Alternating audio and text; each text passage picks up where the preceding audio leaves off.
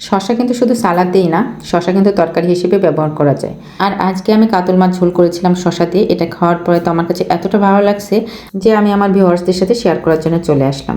আসসালামু আলাইকুম, কেমন আছেন সবাই? আমিও আলহামদুলিল্লাহ ভালো আছি। তো এই রেসিপির জন্য আমার লাগবে শসা। প্রথমে আমি একটা শসাকে নিয়ে একটা পিলার দিয়ে চোচাটা ছাড়িয়ে নেব। তো এই কাজটা আপনারা চাইলে বটি দিয়েও করতে পারেন। তো এবার আমি কেটে নিচ্ছি সুবিধা মতো। তো এটাও আপনাদের সুবিধা মতো কেটে নিতে পারেন।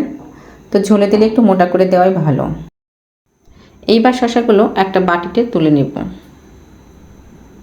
এই রেসিপির জন্য আমি এখানে 4টা পেঁয়াজ নিয়েছি, আর পেঁয়াজগুলোকে ছিলে এবার আমি কেটে নেব। সাথে মরিচও কেটে নেব। এখানে 6 পিসের মতো কাতল মাছ আছে। তো এগুলোকে ভালো করে ধুয়ে নিছি। আর এর মধ্যে আমি হলুদ, লবণ আর একটু লাল মরিচের গুঁড়া দিয়ে ভালো করে মেখে নিলাম। মাখানো হয়ে গেলে মাছগুলোকে আমি গরম তেলে ভেজে নিব।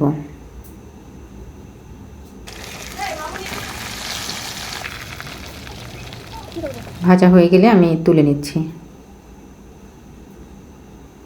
মাছ ভাজা তেলের মধ্যেই আমি পেঁয়াজ কুচিগুলো দিয়ে তুলে নেব। তবে কিছুটা পেঁয়াজ আমি রেখে দিব আর কিছুটা তুলে নেব। পেঁয়াজের বেরেস্তাটা উঠানো হয়ে গেলে শসা দিয়ে দিলাম, কাঁচামরিচ, লবণ আর একটু হলুদ গুঁড়া, একটু লাল মরিচের গুঁড়া। কিছুক্ষণ নাড়াচাড়া করার পর সামান্য একটু পানি দেওয়ার পরে এবার আমি ঢাকনা দিয়ে ঢেকে দেব। আমি সবসময় কম মশলা দিয়ে রান্না করতে বেশি পছন্দ করি। তো চাইলে আপনারা এভাবে করে ট্রাই করতে পারেন। শসাগুলো নরম হয়ে আসলে ভেজে রাখা মাছগুলো দিয়ে দিব। আর মাছগুলো দিয়ে ভালো করে নেড়ে চেড়ে মেশানোর পরে ঝোলের পানিটা দিয়ে দিব। ভেজে রাখা বেরেস্তাটা আমি এবার জিরার সাথে বেটে নেব। তো আপনারা চাইলে এই প্রসেসে একটু রান্না করে দেখতে পারেন। এটা খেতে অনেক মজা হয়।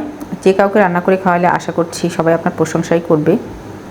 তরকারির ঝোলটা কিন্তু কমে আসছে। এই পর্যায়ে আমি জিরা বাটাটা অ্যাড করে দিলাম। আর হাতের কাছে যদি ধনেপাতা থাকে তো দিয়ে দিতে পারেন। তো আজকের ভিডিওটা এই পর্যন্তই। দেখা হবে নতুন কোনো ভিডিওর সাথে। সবাই সুস্থ থাকবেন, ভালো থাকবেন। আল্লাহ।